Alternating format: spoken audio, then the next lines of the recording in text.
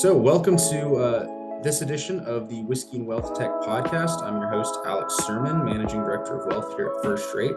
Today, joining me is Jason Yule from WTax. Jason, thanks for joining me. Could you just give us a little introduction about yourself? Great, thanks, Alex. Very happy to be here. My name's Jason Yule, and I am the Head of Strategy and Sales for WTax in North America. And I've been with our business about 4 years now. And my primary focus is really working with institutional investors within the North American market to support their withholding tax recovery needs. Excellent. Thank you. So, Jason, what are we drinking today here? So today we've got a bottle of Lagavulin. I've got the 16-year. It's a nice Islay peaty whiskey, very, very smooth peaty whiskey. In all honesty, today I was actually struggling to get this. So I had to get it from a sort of DoorDash last minute. And my colleagues seeing this DoorDash arrive at the office with a bottle of whiskey in a brown paper bag must have thought, I don't think they think I was recording a podcast. They think I was just probably very stressed at work. Well, now you'll get to share this video with them once it's out and prove that you weren't just drinking on the job, but it's really for business. Yeah, exactly.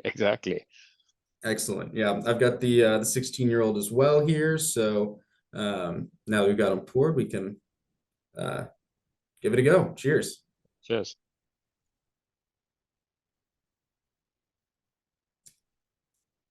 Yeah, this is a really, really excellent whiskey. Pretty smoky up on the front ends from all that peat, but kind of once you get past it, it's really smooth, kind of fruity actually, kind of whiskey. So, kind of get the normal Isla, typical notes that you get from smoke and the peat, and some people get like iodine or band-aids, things like that. But once you get past that, I'm really getting some nice fruit notes, and just really, really easy drinker if you can, if you're into the smoky whiskeys. No, I agree. I normally drink the Lafroig, but I find that is a lot more peaty. And I find this, as you say, definitely has a much sort of, I don't know, fruity finish, which is quite pleasant. It doesn't feel like you've lit a full ashtray. It's more just half an ashtray. I know, and it's funny that this is popularized with my generation here in the U.S. because of the TV show Parks and Rec. So Nick Offerman's character Ron Swanson, his favorite whiskey is Lagavulin. They had a whole episode where he ends up going to the distillery and having a wonderful time, and now he's a spokesperson for them. And so that originally got me into Lagavulin and kind of got me into the Isla Scotches, and I've just dove headfirst into the rest of them, going with the Lafroigs, like you mentioned, the Ardbegs. But I still think Lagavulin, that's my home base. So whenever I'm wanting an Isla. No, agreed. We've actually recently, although I don't want to say I've recently been invited to a whiskey club. So about, I don't know, 8 to 10 of us get together every couple of months and then do a blind tasting. And then at the end of the night, you sort of get the whiskeys, you write down what you think it is, what you think it tastes like, the whole story. And then at the end, the host of that evening reveals what the 5 whiskeys were. Normally, by the time we get to whiskey number 5, the flavors are starting to blend a bit. Yeah. But, and then by the end of the night, the visions are starting to blend. But it's a pretty fun exercise. And I have to say, every time someone always manages to sneak an Isla whiskey in there. Oh, that's awesome. I don't think we get that started over here. That sounds like a really good time. Oh, definitely.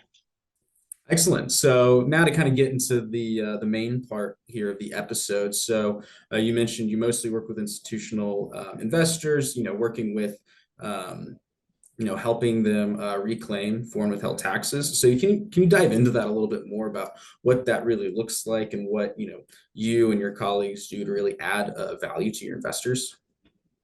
Fantastic. Most definitely. So essentially what our business does at the heart of it is we recover withholding taxes on all foreign direct investment. So where you've got institutional investors or private investors who invest into offshore markets, they will typically suffer withholding taxes in an rate around 30% of the dividend income.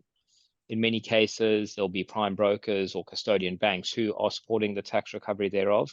But we find due to administrative challenges, requirements that are being levied by the foreign tax officers, and other sort of hurdles that clients are having to deal with, they're not always getting the full amount of tax recovery. And as a result, our business has found a space in this market where we support clients really either just finding additional value within their portfolios. So, everything remains as is, and we just look for additional recovery opportunities.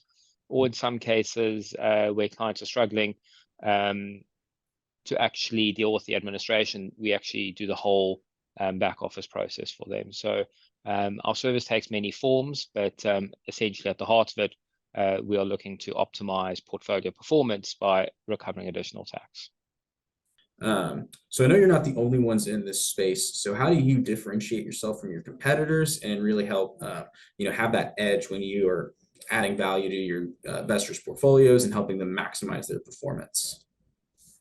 So I suppose for us, you've really got to take it a couple of steps back and look at where we come from as a business. We started in the tax recovery business about 21 years ago, initially recovering VAT or GST taxes on foreign subsistence and travel. And that was the initial business that we started. And over the years, we've continued to launch new businesses recovering different types of taxes. And one of the businesses that was born out of that group is WTax.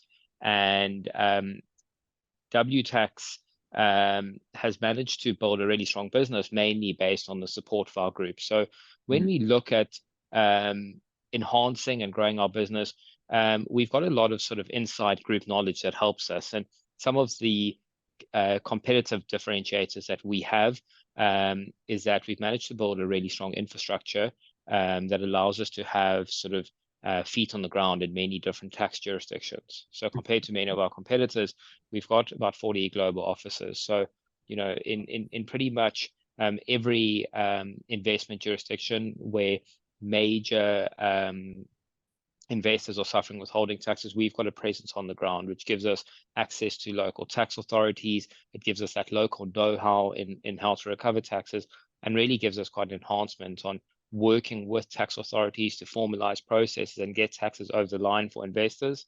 And then I think second to that, we've built a lot of technology within our business, and technology really is at the heart of everything we do. We found that one of our biggest competitive edges is to help speed up the recovery of taxes, and we do this through good technology processes, as well as ensuring that investors benefit from that use of technology. So a lot of our technology allows investors to more easily streamline their documentation collection and sort of get really good insight or oversight, at least, on the tax recovery processes. So, just to summarize, I would really say it's the breadth of our group, which provides us with that infrastructure, and then sort of deep technology supporting our processes. Awesome. So you guys are pretty spread out, being in 40 different global offices. And so, you mentioned the technology that you're using to help streamline those processes. So could you go into a little bit more about, what kind of technology you're using? Are you looking at AI or ML, being able to interpret structured and unstructured data sets, or, does that play a role in how you're going about recovering these taxes and working with, the various tax authorities?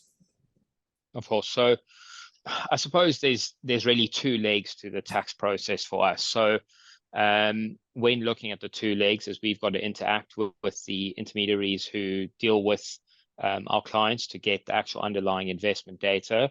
And then once we've got that data, we then calculate what we can do as a business. And then based on that, we've got to interact with the tax authorities to actually go ahead and make these tax reclaims. So in the first part, obtaining data and interpreting that data. We're working on a number of different technologies with custodian banks to integrate and pull that data into a uniform source. And then once we receive the data, there's a number of different machine learning aspects that we apply within our data processing centers that allow us to quickly interpret, review, and output data into a singular format, which allows us to easily work with it and then take forward the tax recovery process. What we find is that all those algorithms that are now interpreted into our data review processes allows us to quite easily identify anomalies within the data, identify unique tax events that occur. It allows us to spit out certain constraints within the data, so we can quite easily determine in a very short space of time exactly how much withholding tax we can recover, in what markets, where are the anomalies, where do we expect to pick up errors. Once we've got that data, we can then take it to the next phase. And the tricky part for us then is now you're dealing with manual tax officers. So we can have all this great data, but then you get to a tax office who want a hard paper form. What we do in that instance is the technology that we've built into those processes is we use technology such as OCR, so optical recognition software, which allows us to then take data from client sets and place that onto the tax form, so we can pre-populate all that information, allowing us to then build claim packs and provide that to the tax officers. Where tax officers are generally trying to turn digital, we're working closely with them to build direct feeds where we can actually file the taxes directly, work with their portals, and create that link from client data all the way to tax reclaim data. Okay, that's excellent. Yeah, I've done a few episodes on AI and ML already, and it's definitely changing the world. So it's interesting to see the different use cases that you can have for it. So, I mean, kind of understanding how you're able to utilize that with this tax reclamation and pre-populating forms to get to tax authorities, being able to streamline client data so that way it's in a single usable form is really key to being efficient and to being consistent and accurate with the information that you're getting, so that way you can get that full reclamation. It's funny you say that on the AI. It's obviously a topic that's coming up a lot lately, and I'm currently reading a book. I don't know if you've managed to see it or read it. It's called Life 3.0. Okay.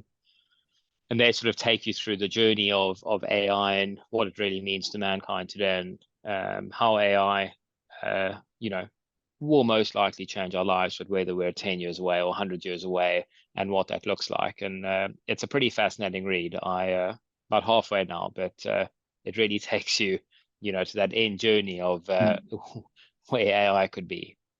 Absolutely. I'll need to get myself a copy of that. That sounds right up my alley. So Jason, you're the head of sales and strategy for North America, and so obviously you're based in London. So what's been some of your biggest challenges or some of your biggest opportunities when working in the North American market? And are you finding differences, I guess, as you're working through the various North American countries such as Canada, the U.S., Mexico?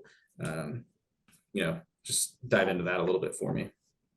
Fantastic. So, looking into some of the challenges, when I joined the business 4 years ago, we were still relatively new within the US market. We had a handful of people on the ground, and I was hired into our London office with the sort of key objective of helping to strengthen our US footprint.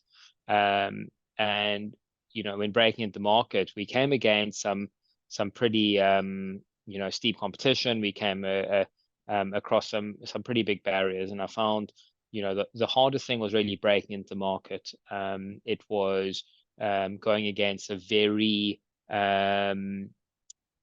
sort of bureaucratic investment sort of industry, where there were a bunch of processes and formalities that had to be followed. So you're going to a client and saying, this is an issue that we foresee, and they would then go to their custody bank and speak about it, and that was often met with resistance. So there was a lot of work that we had to do with firstly educating the market, then dealing closely, with the custody banks, working closely with consultants, and similar industry insiders to make sure that we were going about the right way, we were educating the market at the right pace. And I think we've managed to find that balance now. There's a lot of learning that we've had to do as a business, and I think we've managed to build a really good business. And I would say, with caution, become one of the sort of known industry participants. But there was a lot of ups and downs in getting to that step. So it's really nice to look back now, and we go to conferences and see a lot of our clients, and they're super happy with the work we're doing, and enjoy working with us. And that, it's always an encouraging feeling to know that 4 years ago, you were still trying to connect a lot of these dots. Absolutely. Yeah, that's awesome to get that immediate feedback. When you're at a conference or something and you run into a client and they, tell you how much they enjoy working with you. That's always a wonderful feeling. And it's great that, even within 4 years, you were able to, really break into the market and gotten a nice foothold here in North America, and being able to kind of address those needs and help educate the market. I feel like that's pretty significant, being able to do that in just 4 years. So that's great. And part of that foothold North America. So recently, First Rate and WTax have partnered together to help support First Rate customers and being able to help reclaim their foreign withheld taxes. And so, if you're listening to this and you're interested in learning more about, what First Rate and WTax are doing together to add value to your clients' portfolios and maximize that performance, please reach out to me. Happy to discuss more with you on that. So, Jason, it's been really wonderful talking with you today, and a wonderful choice here on the whiskey. Always happy to get another bottle of Lagavulin for the collection, but really appreciate your time this morning, and thank you again for tuning into Whiskey and Wealth Tech, and we'll catch you next time. Fantastic, Alex. It was really good to be here, and thanks for helping me start my sort of Thursday whiskey a bit earlier than usual. Excellent. Cheers.